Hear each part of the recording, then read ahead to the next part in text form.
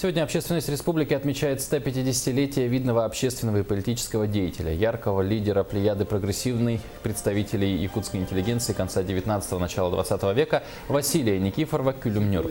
В честь светлой памяти руководства республики, народные депутаты и общественность торжественно возложили цветы к мемориальной доске. Участники мероприятия отметили, что Кюлюмнюр вместе с представителями первого поколения интеллигенции еще в конце 19-го, начале 20 века закладывал основы Якутской республики, внес огромный вклад в развитие самоуправления, образования, науки, культуры, сельского хозяйства, печати и театрального искусства.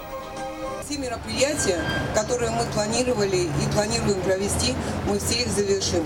Это, конечно, научно-исследовательские экспедиции о жизни и деятельности Василия Васильевича.